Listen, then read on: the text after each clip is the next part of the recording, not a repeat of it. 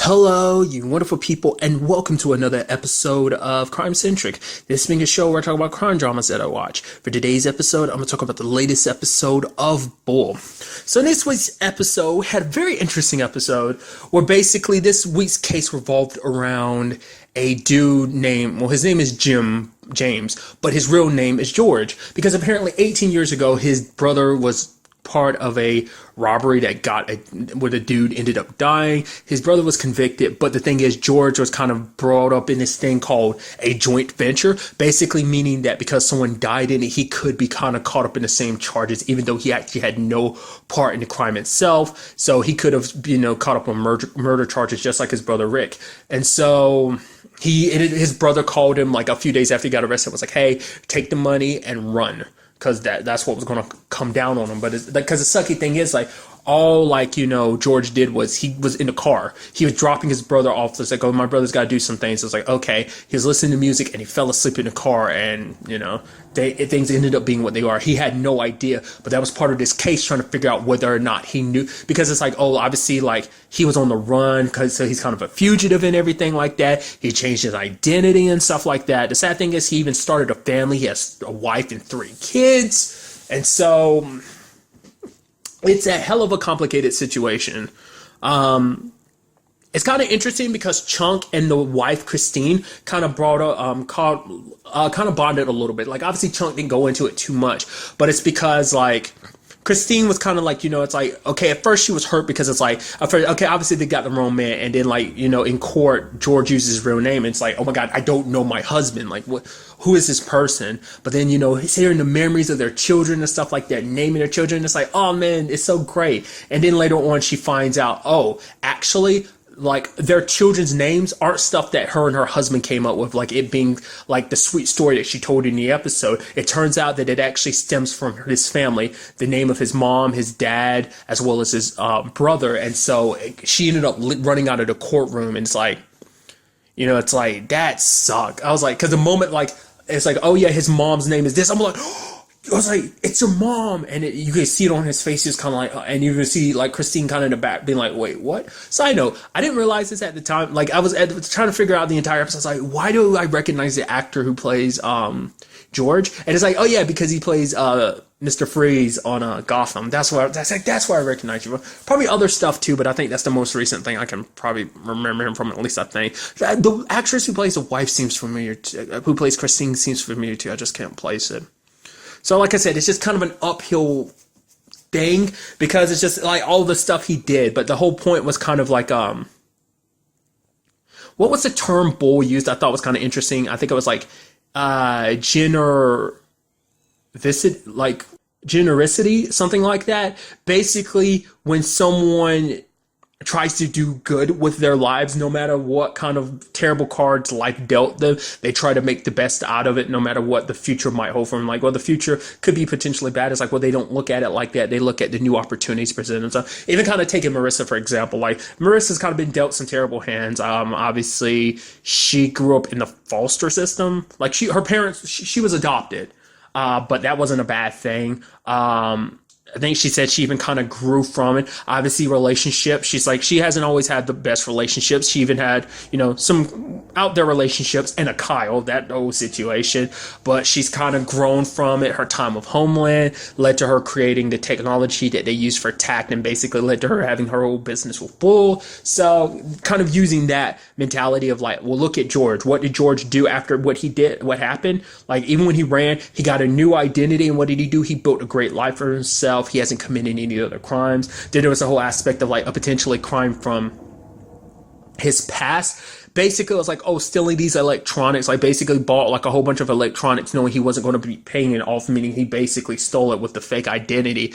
And it's like, I kind of agree with Bull. It's kind of like, wait, really? We're going to use that to kind of connect to him potentially committing a murder and being connected to a murder? Because basically the judge was kind of like, it proved, like, basically, what was it? A pattern of like, if he did do this, this proves that, like, oh man, like, that he has potential to get caught up in crimes and commit crimes. So who's to say he didn't do, which, like, I think that's a huge leap between that and like potentially stealing technology, tech with, basically it turned out to be a whole bunch of laptops.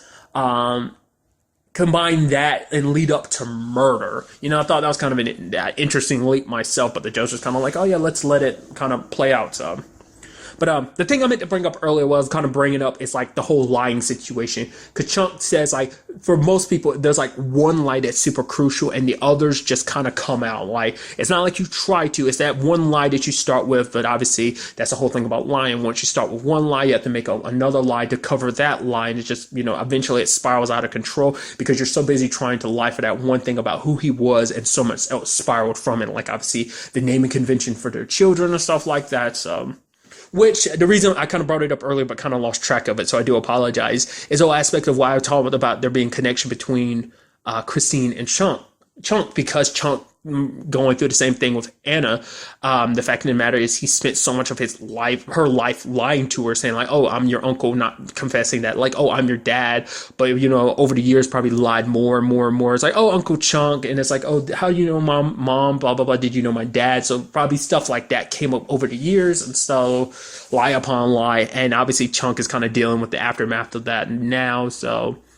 But even when it was all said and done, Christine did kind of still back him up. But you could understand why she had reservations, because it's like, if he lied about something like that, what's to say he isn't lying about more? What else did he not tell me the truth about? What, how do I know anything about this man and this person? And that's, like I said, that's still kind of the point they were trying to make on trial. It's like that he is a good man, so. There's the actor who plays his brother in this episode, Rick. I've seen the actor in so many different things, but so funny because I literally saw him in something last week in an episode of Deception, the new ABC show. He was in that, also in jail, so I think it's just funny. He's in this show in an episode. It's interesting to me. Nevertheless, that's beside the point. Even Rick's situation is a little more complicated because did rob the place, and the guy named Kirk did die, but it was an inside job. And so they kind of went about trying to prove that with a combination of help from Danny and Cable. Cable was able to help prove that the whole situation about like the buying up those laptops, with fake credit and stuff like that, kind of a credit scam. That wasn't actually George. That was someone else who actually was using that same name and social security number that George was using at the time, which is interesting. You never hear about something like that. But I guess it's like, well, if you're stealing credit card numbers and names and stuff like that, then why not sell it to multiple people? I just feel like from a criminal standpoint, I feel like that'd be too easy to get you caught on some illegal stuff, so you wouldn't do something like that. But hey, I mean, who do I know? I'm not a criminal mastermind or anything like that. I never would want to be, so let me get that out there right there. So it's just kind of interesting to me. I just wouldn't expect something like that happening. Luckily, something like that did happen because it helped prove George's innocence. But to be fair, if it wasn't for that thing happening, he wouldn't have been caught in this situation to begin with. He wouldn't have been potentially being blamed for this particular crime, and it wouldn't have kind of almost hurt his case. But it ended up helping it in because they ended up finding out the truth about it. And I did appreciate Bull being like, thank Cable for all her hard work, which is kind of neat. Because obviously this is within the confines of the show, this is Cable's second case back. So this is her, obviously there wasn't really much said to Bull sent her on a job last episode to do something, but this is okay, congratulating her. I feel like it's feeding into that little bit of hey, Cable, we're on good terms and everything. Hey, I guess it's already established because they never really had any conversation okay, but you're back. We did have that moment last episode, so that kind of made me think that that's kind of playing into that a little bit more. So who knows?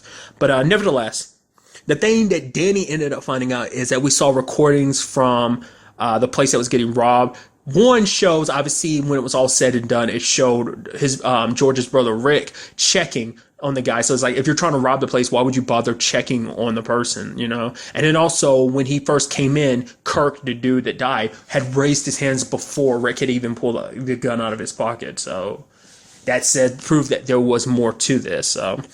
And so it turns into a situation where Bull talks to the ADA about the whole situation. And it's because he's Bull was kind of even from the beginning, why are you trying for this case? Because it's this is a man who made a mistake, who really at the end of the day, even though he made a quote unquote mistake, he didn't actually do anything. He was just a driver for a situation he was unaware of. And it's just it was 18 years ago. So you're trying to convict him of something of nothing now because of the nothing he did then. It's kind of what Bull was trying to get to at the beginning of the episode. But the prosecutor was kind of bringing up the fact of the matter is he still broke the law, so he needs this beautiful system of ours. And so Bull kind of throws it back in his face because basically it's like, okay, the jury's not, there's no guarantee it's going to go our way, but it won't go your way either. It will lead to a mistrial. And in that year, I will be coming, me and my team will be putting together the best defense we can, and we will hit you with stuff that you haven't even seen yet. Which is kind of interesting because I wonder, is that Bull just kind of like BSing? I kind of think it is. But it was enough to kind of set the prosecutor's mind straight to be like, well, to be fair, this really would ultimately be all for nothing, especially because now there's new evidence kind of coming to light about the whole case. So ultimately, he was like, the case was dismissed, which I'm like, yes, amazing.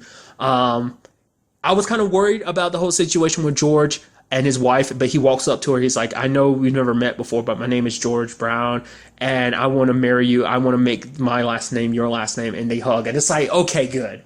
It's going to be a weird conversation going forward, especially with your kids. That whole situation of like, well, daddy's not really who daddy said he was. Obviously, it's going to be a long road ahead, but I think, even Bull's kind of like, I think they'll make it. And even Benny's making fun of him. It's like, are you tearing up? He's like, no, shut up. Obviously, I'm paraphrasing, but still. So I thought that was kind of neat. Like I said, it was a very interesting case because I was scared, especially the way the previews put it. It's like, oh, is he really the person they think he? Once again, like that's why I avoid the previews too, because they lie so much. I mean, the whole point is to kind of spice up the episode, make you think it's one, because it makes it seem like, oh man, maybe George is a murderer. It's like, no, he wasn't even close to being a murderer. He's just like his brother wasn't even his brother's entire fault. Like his brother, I wonder, did it affect his brother's case in any shape or form? Yeah, there was still the robbery aspect, but I wonder, did the murder aspect play into it at any point either? Because it seems like it was just basically his friend kind of panicked and basically like threw up and kind of choked on his own vomit because he was gagged at the time. So I don't think they said anything in the episode, but I do hope that it kind of went better with whole Rick's situation with that coming to light too. It definitely helped out George, but for Rick, it's like, yo, this is all my fault that this happened to my brother anyway. It's like, my brother's got a good life. He's married. He's got kids. I got nieces and nephews. It's awesome, So, like, I don't know. Maybe it did. Maybe it didn't. So. What I also thought was kind of interesting, just a really quick thing about Danny too, like how Danny I think that cop side of Danny kind of kicks in, because it's like she was like literally she like figured this whole situation out with the tape because it just didn't sit right with her, and it literally woke her up. So that's why she was up and ended up finding out the evidence that she did. And so when Bull was like, you know what, go home and get you some sleep. So I think that was kind of neat, and I guess and that also just shows you an aspect of who Danny is personality wise, So. Overall, from top to bottom, a very nice episode. Sadly, there won't be an episode next week, but there will be one the week after next. So do keep that in mind. But really, that's all I want to talk about in this episode. Till the next time we meet, be happy, be safe, live life to the fullest, and enjoy it. Good day and goodbye.